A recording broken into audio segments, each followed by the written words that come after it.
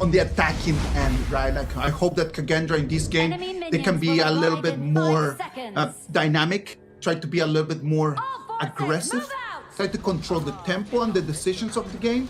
They did not do badly when they had the opportunity in game number 2. Let's see if in game number 3 they can keep polishing that strat and if it is going to give them a little bit more records.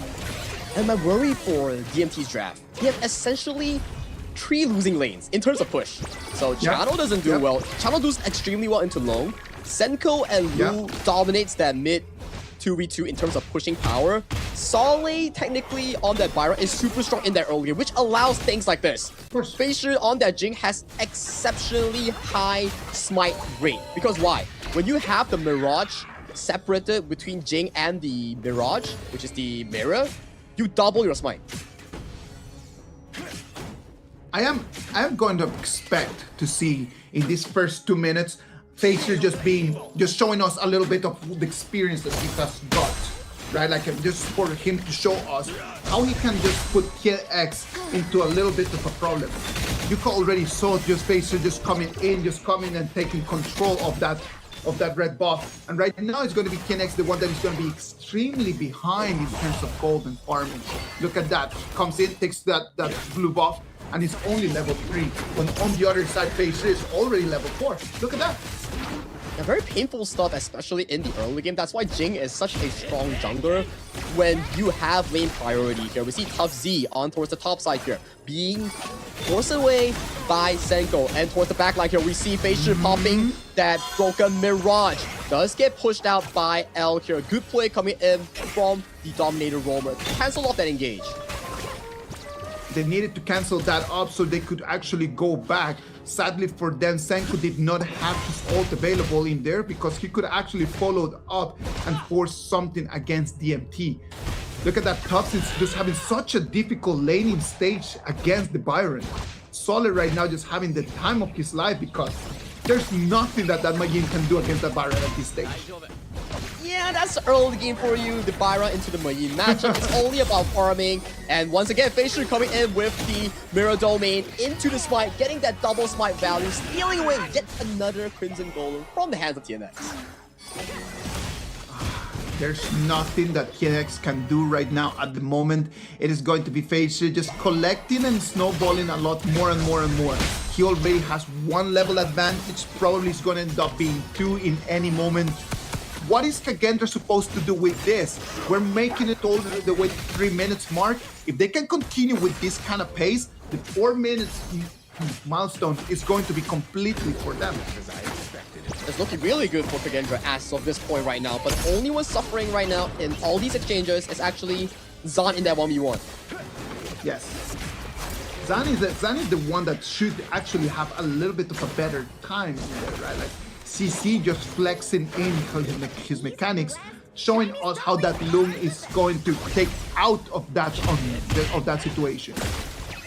And we're looking at an interesting build as well coming in from CC. It's not the traditional crit build that we talk about, it's the tank build that we suggested for the recent long build. It's really good when we are fighting multiple assassin team compositions here, but TNX is a bit behind on farm, 2 levels down, so where does the late game damage come from? Because Tough Z's losing lane, Gerald's a control mage, so who's gonna do consistent DPS?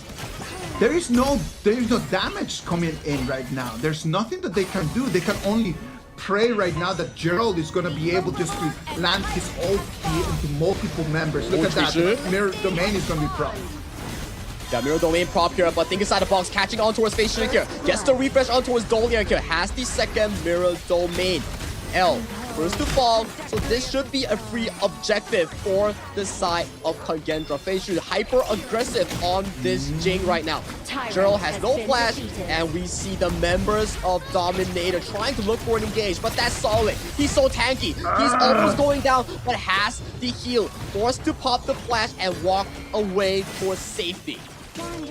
It is going to be a great start over here for Kagendra one more time.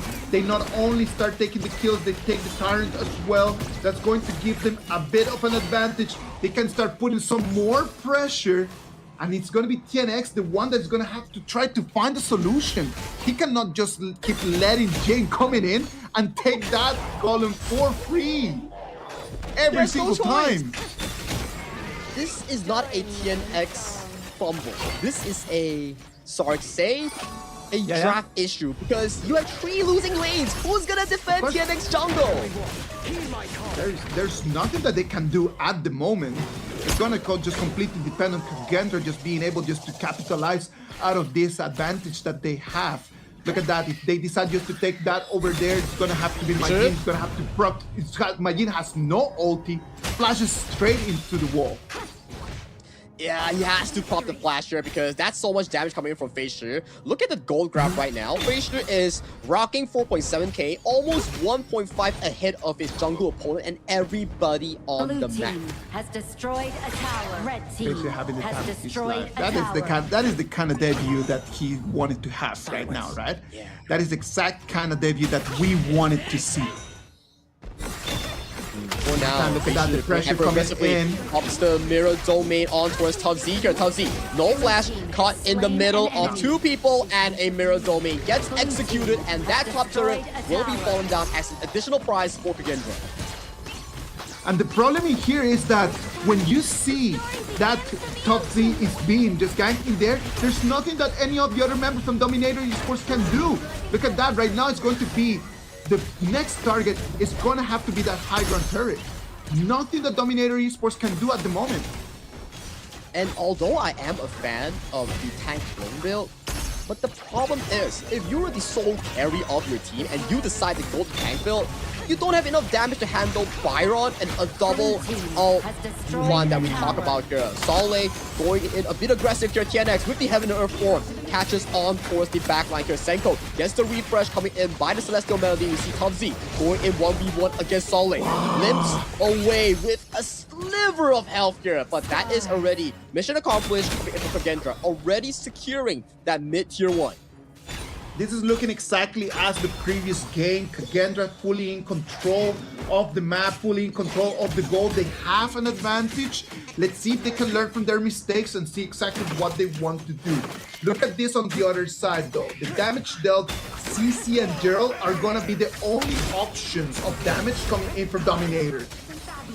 Facer going into the mirror domain here forces the infinite baskets away from the hands of CC, but Facer, you are caught in a middle of 4 Dominator members here. That's already the first fumble here, but they do get yet another kill on towards Solé. Big mistake coming in from KAGENDRA. We talk about how strong their composition is, but if you fumble plays like this, that's gonna be detrimental here. And Zan in a bit of a long lane here with no back off, but hey, he still managed to get the turret and managed to limp away for safety. But you have such a strong lead. You cannot afford these mistakes here, Solé and Facer. Let's take a step back and let's try to breathe a little bit in this situation because KAGENDRA, they need to be careful in there. Facer cannot just keep dying like that because then that's going to be the same scenario as we had in the past. We don't want that right now. Good from Zan that was able just to capitalize out of the pressure being over there on the clash lane. He came in and took that tier 2 farm lane with turret in the bottom lane. Yeah, turret's looking really good so far for the side of KAGENDRA, but in terms of gold lead, 2,000 solid for the side of the El Manu. I need to see how they play the 10th minute mark to perfection to further pull apart the game. In terms of composition, they're looking really good. They're outscaling, they're out damaging. Facer goes in with the mirror domain, forces out the Splendor coming in from Gerald. Still has it, uses it. Facer gets the first assassination here.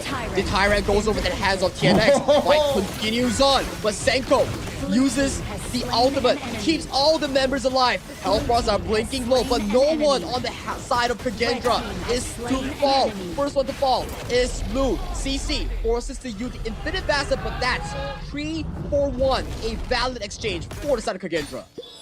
KAGENDRA right now, one more time, just coming in. They know that they have the advantage over here in these fights. They have the gold. They need to start just winning them. 9 minutes and 30 seconds. They're gonna have priority over the objectives. Let's look at that instant replay one more time. We know that TNX is the one that claims that Tyrant, but to that, what cost in there? I think Tyrant or not doesn't really matter because this is still not the Shadow variant. Exactly. We have to see Senko provide so much value through the healing. Because why? Facial took off the only member that had healing reduction coming in from DMT, which led to the heals coming in from the Dahlia, the heals coming in from the Yuhuan to be exponentially high. And right now you see Senko going super aggressively with that aggressive unending sorrow. TNX will be the first to fall coming in from Dominator Esports. PUBG, no flash. Senko doesn't continue the chase, but they have already came and they have already conquered. But through the middle of this trade, Lu does fall. So it's a 1-for-1, still okay for Dominator. When I start analyzing in here, what is Dominator missing from their composition?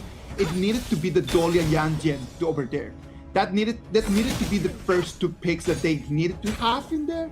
I do believe that Yanjian with a Dahlia would have given TNX a lot more stability to use his ultimate to regenerate a little bit more, because right now he's being very aggressive, but he every single time that jumps in is falling again and again. Fully agreed, right? But you still have to give props towards Facial. Even without the Dahlia, he still engaged that early game super well in getting those early game Crimson buffs from the hands of TNX as the fight does break off in towards the red side Crimson area. We see Zan flashes away towards safety here, limps away with a sliver of health. That does leave no DPS for the side of Dominator Esports here. Look at Solly, undamaged, not even the shield, not a single bit of health removed from this Byron. That's the problem coming in from Dominator's Esports draft. There's no consistent DPS. Byron over here is just such a big problem for them. Right now it's going to be KAGENDRA, the ones that they're going to pocket in that Dark Overlord.